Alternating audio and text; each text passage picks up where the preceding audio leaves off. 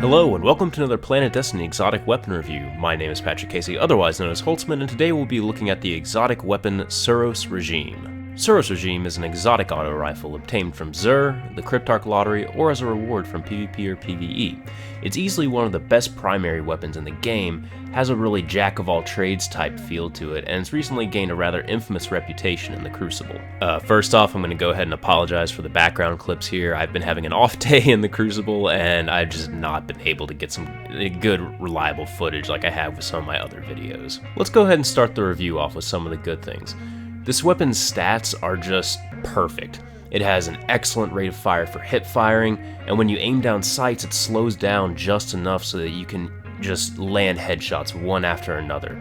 The high impact means it only takes about 5 headshots in PvP, and it's very easy to take someone out before they even realize what's happening from a very long range. On top of the high accuracy and range, the second perk will cause the bottom half of your magazine to do increased damage. This quickly adds up in the last 5 shots to do just massive damage.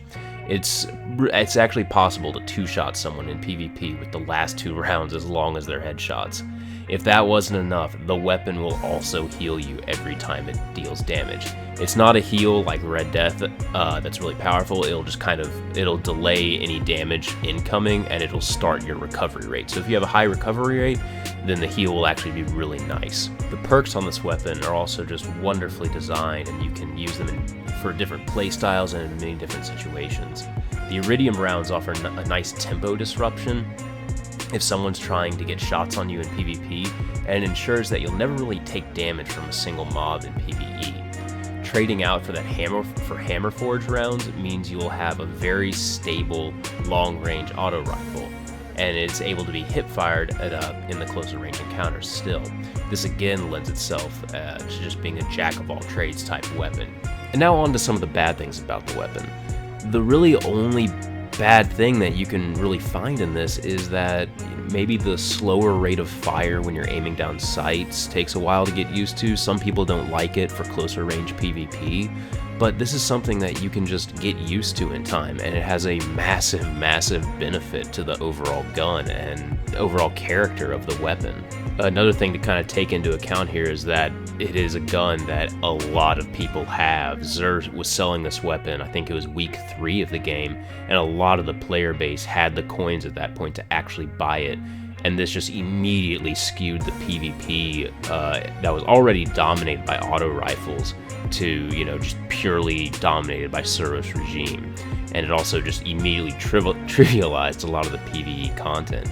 These again just aren't bad things about the weapon, but this gun is just the absolute pinnacle of auto rifles, and then suddenly the entire, or a very large portion of the player base having this weapon means that Bungie's probably going to be nerfing it sometime in the near future, just because it's performing so well in so many aspects of the game.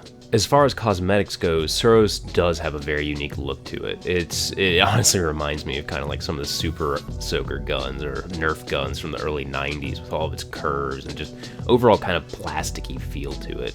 It has a kind of a compass thing on the back that's similar to the one on the Mida multi-tool. A lot of players think that this points to, treasure or materials somewhere on the map, but in my experience it doesn't. It just constantly points to one direction on the map. My guess is it's like the 000 location on the actual map coordinates. The sound of Suros is something that is unique and, to me, just absolutely infuriating. It has a really subdued kind of tink tink tink tink tink tink noise that just worms its way into your head. And firing the weapon for long periods of the time, it just drives me crazy. But even worse, dying to the weapon in PvP, just hearing that ding ding ding from really far away, yeah, it just makes me hate that sound even more. In conclusion, Suros Regime is really just at the top of its class for auto rifles and really primary weapons as a whole. It's one of the easiest to control auto rifles in the game, and it fortunately escaped the recent auto rifle nerfs relatively unchanged. Bungie has stated though that it's performing a little bit too well in the Crucible, and it will be changed in the future. Hopefully whatever they do change on it doesn't really affect its overall stellar performance in PvE. If you find yourself able to get this weapon from Xur, or you just, luck out and get it from PvE or PvP rewards, upgrade it. It is easily one of the best weapons I have ever used. Suros Regime gets a very, very solid 10 out of 10. Alright, let's take a look at some of the upgrades for Suros Regime. Starting out here, we have Field Choke, more range and impact, increased recoil. Linear Compensator, more predictable recoil, slight boost to range and impact, more recoil. And then Smart Drift Control. These two are like the ones that you're going to use right at the start. You pretty much just go there, and then the Linear Compensator, and then the correct one, which is Smart Drift Control, because completely maximizing the stability for a small penalty to range and impact, it's just the way to go on this weapon. It turns it into an automatic scout rifle, essentially. Then we have Focused Fire. When zoomed, this weapon fires slower, but causes additional damage. This takes a bit to get used to. It was really, really jarring at first when I first had it, but once you got used to it, this thing was a dream to use. Then we have our upgrade damage.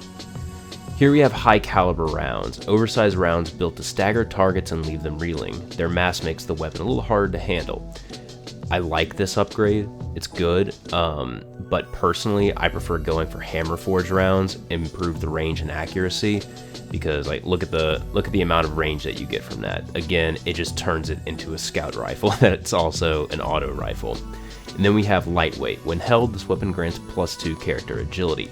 I'm not a huge fan of that one on this weapon, mainly because Hammer Forge is just so good, and high caliber rounds is also really good for select encounters. I've never really found lightweight to be that useful of a talent anyway. And then we have the Suros Regime.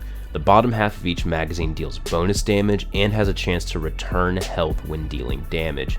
This turns this weapon from already good to just amazing. I believe by the end of the magazine, the shots are doing about 75% more damage. It really adds up, and you just start doing a lot of damage. The heal, while not noticeable, is still really nice. If you're taking damage and you're still dealing damage, it'll halt that damage for a pretty significant amount. And as you see, I have my 4 upgraded damage things, which I went ahead and did because this thing is just a beast for PvE as well. If you enjoyed this video, go ahead and hit the subscribe button. This has been Patrick Casey.